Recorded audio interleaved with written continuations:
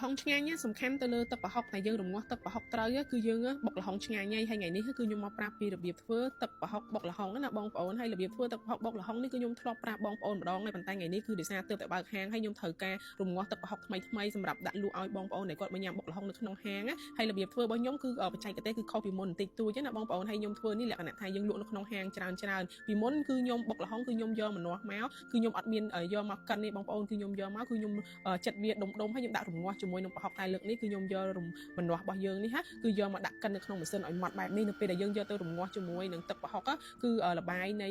ម្នាស់ហ្នឹងគឺវារលាយវាម៉ត់ចូលទៅក្នុងទឹកប្រហុកបុកល្ហុងរបស់យើងហ្នឹងគឺវាធ្វើឲ្យទឹកប្រហុករបស់យើងហ្នឹងគឺកាន់តែឈ្ងុយហើយឆ្ងាញ់ហើយទាំងអស់នេះគឺជាគ្រឿងផ្សំដែលយើងយកមកធ្វើទឹកប្រហុកបុកល្ហុងឲ្យមានរសជាតិឆ្ងាញ់ហើយឈ្ងុយណាបងប្អូនដំបូងគឺខ្ញុំយកសបកខ្ទឹមយកមកដាក់លីងវាឲ្យឈ្ងុយខ្ញុំអត់ប្រើខ្ទឹមសាច់ទេបងប្អូនគឺខ្ញុំយកសបកខ្ទឹមដើម្បីយើងយកក្លិនឈ្ងុយពីសបកខ្ទឹមអញ្ចឹងខ្ញុំលីងវាឲ្យវាឈ្ងុយហើយខ្ញុំដួសវាទុកម្ដុំហើយខ្ញុំយកស្ករត្នោតចំនួន6គីឡូយកមកកូរវាឲ្យឡើងពណ៌ក្រហមស្អាតឡើងជើងក្រងហើយបាទខ្ញុំយកម្នាស់ដែលយើងបានកិនមិញចំនួន6ផ្លែហ្នឹងគឺចាក់ចូលកូរជាមួយនឹងស្ករត្នោតបែបនេះឲ្យក្លិនវាកាន់តែឈ្ងុយហើយសាច់ម្នាស់របស់យើងគឺវាម៉ត់ល្អចូលជាមួយនឹងស្ករត្នោតហើយខ្ញុំក៏ដាក់បន្ថែមជាមួយនឹងអំពិលទុំចំនួន3គីឡូដាក់ចូលកូរវាឲ្យវារលាយម្ជូរហ្នឹងចូលជាមួយនឹងម្នាស់ហើយស្ករណាបងប្អូនហើយដាក់បន្ថែមនោះគឺជាមួយនឹងប្រហុកសាច់ចំនួន3គីឡូគឺខ្ញុំប្រើប្រហុកសាច់ណាបងប្អូនកិនវាហើយយើងដាក់ចូលឆាជាមួយនឹងស្ករត្នោតយើងនេះហើយជាមួយនឹងកាពិចំនួន3គីឡូដែរហើយស្ករខ្ញុំដាក់ចំនួន1គីឡូហើយជាមួយនឹងប៊ីចេងកន្លះគីឡូយកកូរវាចូលគ្នាឲ្យសព្វណាបងប្អូនហើយអ្វីដែលខ្ញុំបន្ថែមនោះគឺ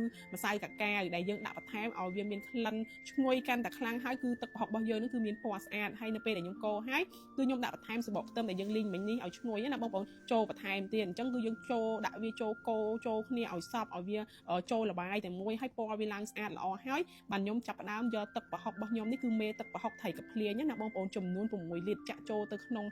ទឹកគ្រឿងរបស់យើងនេះកូរវាឲ្យសព្វនៅពេលដែលយើងដាក់គ្រឿងចូលសព្វមុខអស់ហើយគឺយើងត្រូវកូរវាឲ្យញាប់ដៃបន្តិចណាបងប្អូនដើម្បីកុំឲ្យវាខ្លោចបាតព្រោះអីបើសិនជាយើងកូរទឹកប្រហុកនេះអត់អាចទុកចោលបានទេត្រូវនៅមើលវារហូតអញ្ចឹងនៅពេលដែលខ្ញុំកូរវាបានសព្វល្អហើយខ្ញុំក៏ចាក់ទឹកសចូលបន្ថែមចំនួន15លីត្រហើយនៅពេលដែលខ្ញុំដាក់ទឹកចូលហើយហ្នឹងខ្ញុំត្រូវរងាស់វារយៈពេល3ម៉ោងបងប្អូនដើម្បីឲ្យទឹកប្រហុករបស់យើងហ្នឹងគឺវាមានក្លិនឈ្ងុយហើយវាបានលបាយមួយដែលយើងអាចនិយាយបានថារសជាតិគឺឆ្ងាញ់ក្លិនឈ្ងុយហើយរក្សាទុកបានយូរណាបងប្អូនអញ្ចឹងការរងាស់ទឹកប្រហុកនេះគឺសំខាន់បំផុតសម្រាប់តិចដែលយើងត្រូវការទឹកប្រហុកដែលឆ្ងាញ់ហើយនៅពេលដែលខ្ញុំរងាស់បានទឹកប្រហុកហើយនៅពេលដែលយើងយកមកបុកគឺងាយស្រួលណាបងប្អូនទឹកប្រហុកនេះគឺល្បីប្រចាំហាងវាលស្រែខ្ញុំរងាស់រូបមន្តខ្លួនឯងនេះបងប្អូនអាចធ្វើតាមហើយយកទៅធ្វើញ៉ាំក៏បានធ្វើលក់ក៏បានដែរហើយនៅពេលដែលបុកគឺងាយស្រួលណាបងប្អូនរងាស់បានទឹកប្រហុកដែលមានរសជាតិឈ្ងុយហើយឆ្ងាញ់ស្រាប់ហើយអញ្ចឹងនៅពេលដែលយើងបុកល្ហុងគឺយើងគ្រាន់តែដាក់ម្ទេសតាមចំណូលចិត្តយើងហើយបន្ថែមទឹកប្រហុកបុកល្ហុងនេះជាមួយនឹងស្ករបន្តិចក្រូចឆ្មាបន្តិចបានរសជាតិប្រៃផ្អែមជូរហឹរមួយដិតរបស់យើងហើយតែប៉ុណ្្នឹងគឺយើងបានបុកល្ហុងដែលមានរសជាតិឆ្ងាញ់ងាយស្រួលបុកឲ្យបងប្អូន